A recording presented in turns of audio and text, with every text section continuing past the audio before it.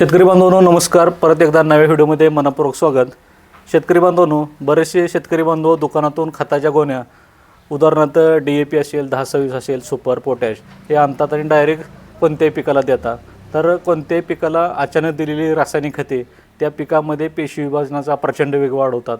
आणि अचानकपणे पेशी विभाजनाचा वेग वाढल्यामुळे त्या पिकामध्ये डिफिशियन्सी क्रिएट होते. डिफिशियन्सी आली की डिसऑर्डर येते आणि डिसऑर्डर आल्यामुळे ते पीक कोणत्या तरी रोगाचं इंडिकेशन द्यायला चालू करतं. तर त्यासाठी कोणत्याही प्रकारची रासायनिक खते पिकाला डायरेक्ट नाही दिली पाहिजे, ते रासायनिक भट्टी लावून दिली पाहिजे. तर रासायनिक खताची भट्टी कशी लावायची हे आज आपण कृषीभूषण नानासाहेब गाडेकर यांच्याकडून माहिती घेणार आहोत. नानाशेठ, तुमचं मनपूर्वक स्वागत. रासायनिक खताची भट्टी कशी लावायची आणि त्याचे फायदे काय, तसेच रासायनिक खताची भट्टी म्हणजे काय हे पण सांगावयाची विनंती करतो. नमस्कार शेतकरी मित्रांनो. कोणत्याही पीक वाढीच्या अवस्थेत 17 अन्नद्रव्ये लागतात. त्यापैकी 13 रासायनिक खताद्वारे आपल्याला द्यावं लागतात. जशीचे तशी आपण अन्नद्रव्ये शेतात टाकले आणि आपल्या जमिनीत क्षार वाढलेले असेल, pH वाढलेला असेल, EC वाढलेला असेल, जमिनीत कॅल्शियमचं प्रमाण जास्त असेल तर दिलेली खतं जशीच्या तशी लागू होत नाही, ते फिक्स जास्त होतात किंवा अतिरिक्त पाऊस झाला तर वाहून जातात. एक तर फिक्स होतात, वाहून जातात. शास्त्रज्ञांच्या मते आपण DAP सारखं खत आहे, एकूण 100 किलो दिलं तर त्याचे फक्त 40% उपलब्ध होत आहे. नत्रासारखं खत आहे, 100 किलो दिलं ते फक्त 30 ते 40% लागू होत आहे. बाकी एक तर ते लिचिंग होत आहे किंवा बाष्पीभवनावर उडून जात आहे. इतर रासायनिक खतांचं त्याचप्रमाणे आहे. तर हे आपला हा नवीन प्रयोग आहे भट्टी खत. भट्टी खत म्हणजे काय? कोणत्याही रासायनिक घटकाचे जे आपल्याला जे 13 अन्नद्रव्ये द्यावं लागतात, 13 अन्नद्रव्ये रासायनिक कोणत्याही सेंद्रिय पदार्थाबरोबर त्याचे चिलेशन करणं आणि ते शेतात देणं, त्याला भट्टी खत म्हणतात.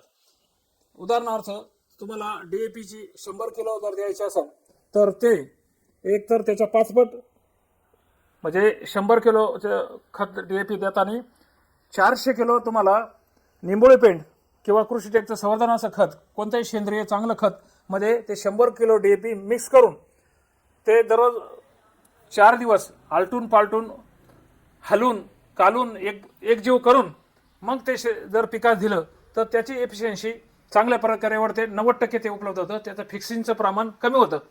तर असे जी प्रक्रिया असते त्याला भट्टी खत असं म्हणतात. तर कोणतेही रासायनिक खत देताना तुम्ही भट्टी खताद्वारे दिला तर तुमचा उत्पादन खर्च वाचतो, म्हणजे नफा वाढतो आणि तुमची जमीन क्षारपड होण्यापासून वाचते आणि तुमचा उत्पादन जो द्यायचा जो खर्च आहे तो वाचतो आणि तुमचं पीक सुदृढ आणि चांगलं वाटतं. आणि डायरेक्ट रासायनिक खत ज्यावेळेस आपण शेतात टाकतो त्यावेळेस त्याचा डायरेक्ट मुळांवर शॉक बसतो किंवा परिणाम होतो. पिकं पिवळी पडतात आणि त्यानंतर अतिरिक्त पाणी झाल्यानंतर तेच पाणी आपले पिण्याच्या पाण्यामध्ये ते खताचं प्रमाण उतरून पाण्याचा पण नाश होतो किंवा पाणी सुद्धा खराब होतं. बहुतेक भागात अतिरिक्त खतामुळे मोचळ पाणी झालेलं आहे. हा त्याचं उदाहरण आहे. त्यासाठी शेतकऱ्याचं उत्पादन खर्च वाचवायचा आणि उत्पादन वाढवायचं असेल, उत्पादन खर्च कमी करायचा असेल तर भट्टी खताशिवाय पर्याय नाही.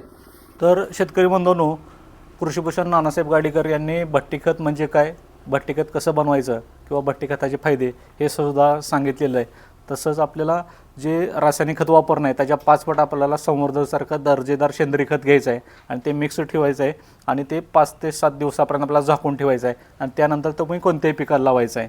हा व्हिडिओ जर तुम्ही यूट्यूबवर पाहत असाल तर आमच्या चॅनलला सबस्क्राईब करा, लाईक करा आणि इतर शेतकऱ्यांना सुद्धा शेअर करा.